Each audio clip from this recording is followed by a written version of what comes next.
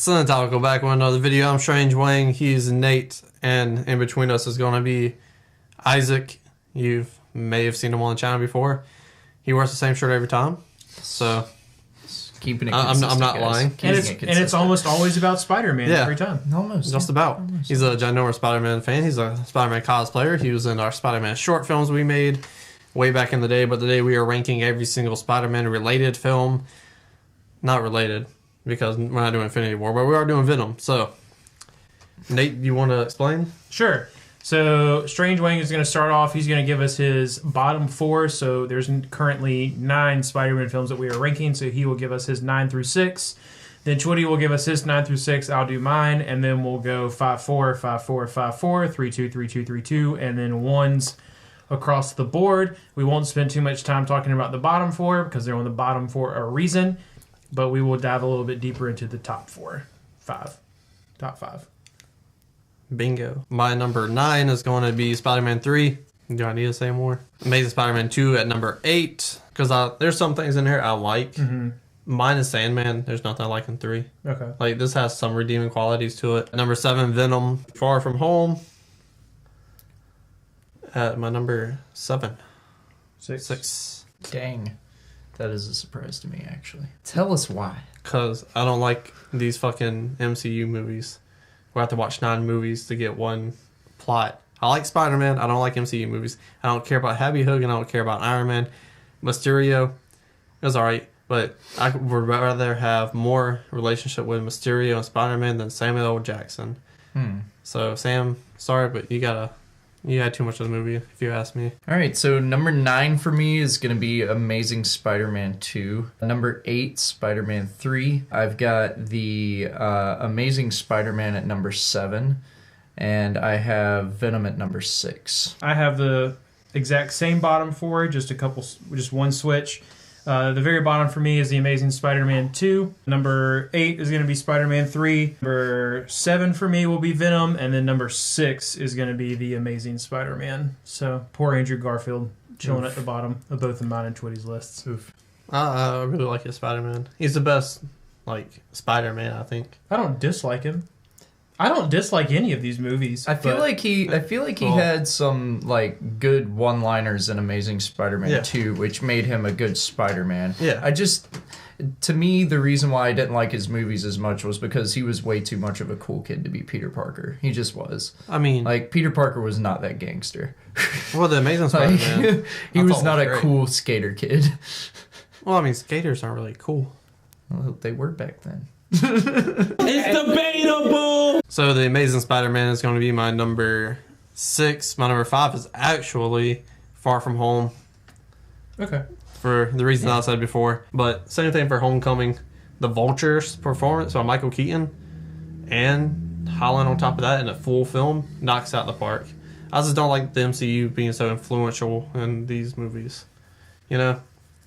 Spider-Man works best when he's alone because of relatability. To me. So my number 5 is going to be the OG Spider-Man 1. I obviously hold that movie close to my heart because, I mean, it's the original Tobey Maguire. Granted, it seems a little bit cheesy these days if you rewatch it, but I mean, it's nostalgia. My number 4 is going to be Homecoming. Number 5 for me is going to be Far From Home. Definitely not as good as Homecoming, but I love Tom Holland as Spider-Man. I love him as Peter Parker. I agree with you. I think he's definitely the best mixture of the two.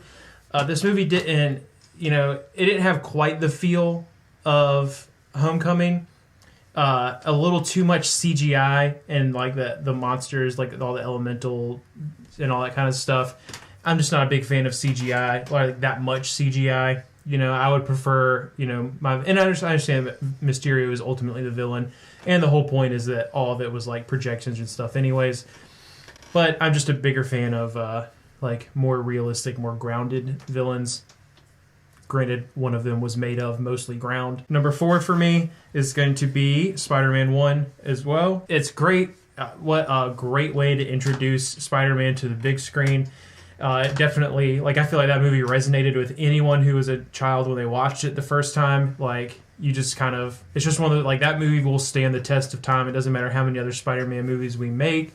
Sam Raimi managed to make the first Spider-Man movie that really was like, you know, like, we had good Batman movies before, but other than the good Batman movies, and if you're a fan of some of the Superman movies, then you got those. But, you know, the first real, like, it was the first Marvel movie to really make a big stand on the big screen, for me at least. Big fan of Spider-Man 1. My number 3 is going to be Spider-Man, because I mean, like you said, like, but the deviate from that, everything you guys said were true. But I'm a huge film fan first, and I love Sam Raimi's style of directing. Yeah, he's great. Evil Dead 2, even Evil Dead. I'm not a huge fan of horror movies, so I always go to Evil Dead 2 for Evil Dead 1. Army of Darkness, I love as well. His style of directing is very niche, but he showcases it well in this film and blends it in. Yeah, and make it his own Spider-Man film. And Bonesaw's ready. Yeah. Like, how do you not love, like, phenomenal. Seems amazing. Yeah. And Green Goblin, I thought William Dafoe's amazing as Goblin as well. Godspeed, Spider-Man. Yeah, for sure. Like, great lines. Don't tell Peter. Perfect for that time. But my number 2 is going to be Spider-Man 2. This is what kind of holds it back for me, number 1. Sam Raimi's directing. Okay. I love it. But if you go back and watch it, the scene where Doc Ock tentacles are fused to him. Yeah. And, like, I love it.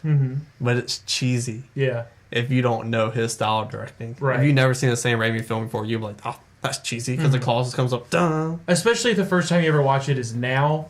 Yeah. Like, now that the way that film has progressed and things like that. Yeah. And, yeah, it's amazing. The train sequence, obviously one of the greatest action sequences in, like, comic book history. Yeah, phenomenal. Minus his face at the end, because he looks like he's got to take a shit. But, like, that train sequence is amazing. Like, you got all these character actors on there, too.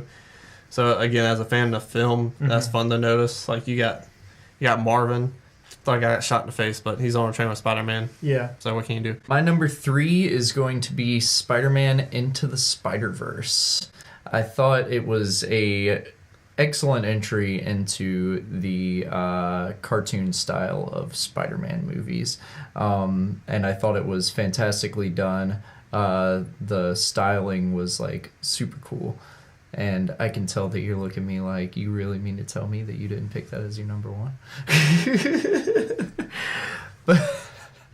but no, I don't know. I really do love the movie as a whole. I thought that it was fantastic. There are a couple of, like, things that I've critiqued a few times, but, like, as a whole, I find very few flaws in this movie. So I really enjoyed that. I got a question. Yeah. You said you had a couple critiques. There were a couple of weird plot points. I can't remember them off the top of my head, but there were a couple of weird plot points. It wasn't like the actual style of the film. There were just, like, plot points with the whole Spider-Man thing that didn't really make sense at first, but they were better after. So what you're telling Strange Wang is you came to Cinetopical where we have dozens and dozens of fans, and you didn't come prepared? You're the biggest Spider-Man fan I know. Even though I beat you in a Spider-Man movie trivia contest, somewhere above somebody's head. But you didn't come prepared? No, I can't remember what they are. I can't remember what the critiques are. He wears Jordans. Oh. You don't care about that, I don't wear but Jordans. I care about that. My number 2 is actually going to be Spider-Man Far From Home. I really like the movie, mainly because I've always liked Mysterio's character, so I was already excited going into this to see Mysterio finally be brought onto the big screen. And I know you weren't a fan of how Jake Gyllenhaal acted it, but I felt that it was a good casting choice, and I think that they did it the best way they could possibly do Mysterio in a big, like, picture film. Because, I mean, there are only so many ways you can go about it while keeping it realistic. I really liked the entire scene where he's messing with Spider-Man's head. That was, like, one of my favorite Marvel scenes of, like, all time. I mean, I know it was heavily CG, but I just thought it was a really cool sequence, and it just left you wondering what was real and what wasn't.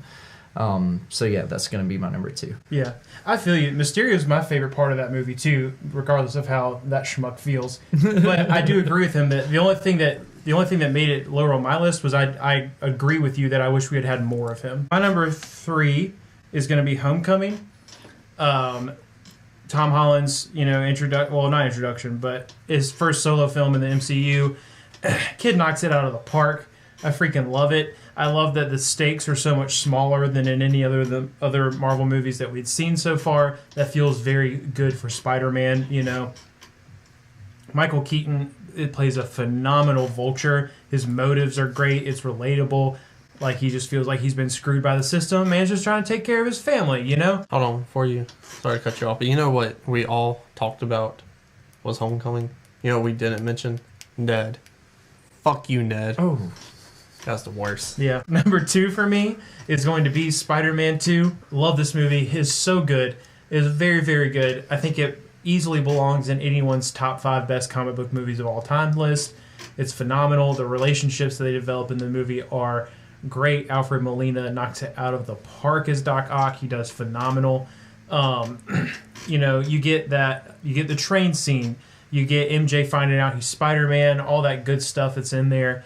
Again, it's just like a relatable villain, not dissimilar to the Vulture, in that, he just, like, he's a scientist who's passionate about his work, and he gets shit on by a system that's bigger than what he can control, and he just kind of loses it a little bit. I love a good relatable villain. The reason it's my number 2 and not my number 1 is because what I would call the test of time. The longer or the further we get out from that film's original release date, the more you go back and watch it, the more you can notice how influenced it was by the time it was made in.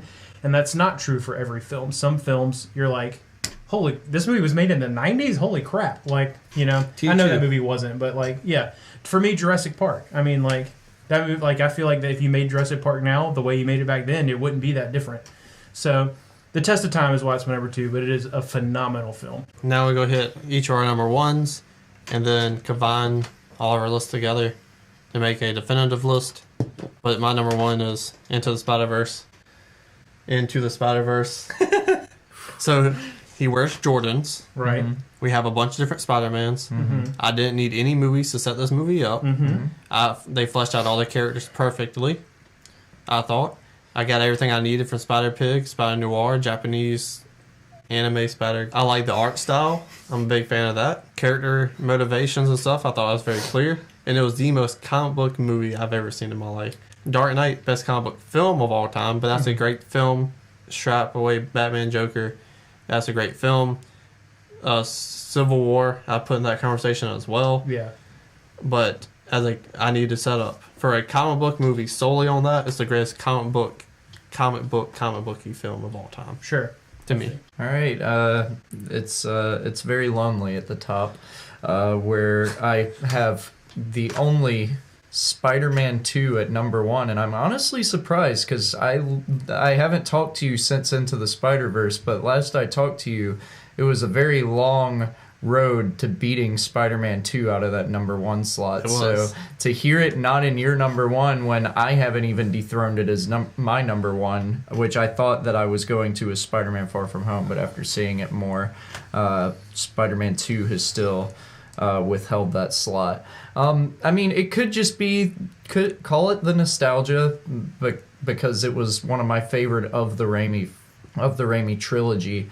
But like as a whole, I just love watching that movie, and unlike Nate, I can still watch it today and like fully enjoy it, especially Doc Ock's role in the film. Like, it's as a whole a really, really good film. So it takes and holds my number 1 spot. All right, so my number 1 is also Into the Spider-Verse. This movie is phenomenal. It blows. Like, I understand that there's a whole separate category for the Oscars. This movie should have gotten a Best Picture nomination. It's that good. If you want to poke at the exposition, I'm not entirely against that. I feel what you're saying, but the character development, the emphasis on, like, I just feel like I relate to Miles Morales' character more than I've related to any other Spider-Man character. That idea of, like, expectations and all that kind of stuff. There's always, in every Spider-Man movie, the whole point of his villains is that he has some sort of, like Peter Parker also has a connection to the villain in some way, shape, or form. Yeah. And this one, he doesn't have any connection to the main villain, but it's just kind of one of the main villain's henchmen that he's hired in the Prowler. And I love that that's kind of a switch up, This isn't his professor or his girlfriend's dad or like someone like that. Like, this is blood, his family. There's that whole relationship between his dad and his uncle, and that one chose a life of crime and one chose to be like work in law enforcement. He's got the expectation of having a cop as a dad. I love like the Afro-Latino aspect of his like culture and society, and like how it influences like his music, his Chance the Rapper poster. Yeah, he's got the Chance the Rapper poster. Some Jordans. Yeah, I mean, I love all of that stuff. I love his costume. It's my favorite Spider-Man costume. It's phenomenal. I go crazy over any black suit Spider-Man anyways. Like, they're all my favorite. Big fan of the Night Monkey. Yeah, I am a big fan of the Night Monkey, but Pretty classic. So, and then like, just like you were saying, with all the other Spider-Men they threw in there, I love that we get the two different versions of Peter in this film. I say this every time we talk about it, so I won't harp on it a whole lot. A lot of people didn't go see this movie because it was a cartoon, and they're like, a cartoon, it's a kid's movie. They freaking killed Peter Parker. And, like, didn't bring him back. Like, there's another one, but it's not the same one. Like, they killed that man. He is dead. I love all the throwbacks to the Sam Raimi movies. Sounds like Chris Pine. What they go through with, like, the Peter Parker that dies. Like, how he's in all these scenes from the Sam Raimi ones and things like that. I thought that was really cute and interesting. It gives all sorts of questions about, like, so what universe is this that so many of the same things happen, but like it's not technically the same universe? Like, I love all that stuff about it. But I really love the end credit scenes where they set up all the other possibilities. So I mean, like at the very end, like Spider-Gwen kind of pops up. So it's like, did she find a way to control these like portals to the different universes? What's up with that? You get the Miguel setup with Spider-Man 2099. And that scene is just bonkers hilarious when they do to go through the old school throwback.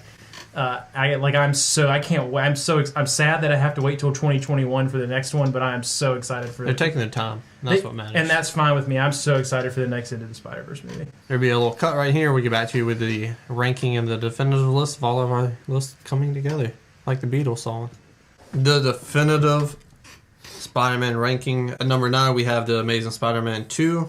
Number 8, we have Spider-Man 3. Number 7 is Venom. Number 6 is The Amazing Spider-Man. Number 5 is SpiderMan Homecoming. Number 4 is the OG Spider-Man. Number 3, we have Far From Home. Number 2, we have Spider-Man 2. And at number 1, where it absolutely belongs, is Spider-Man Into the Spider-Verse.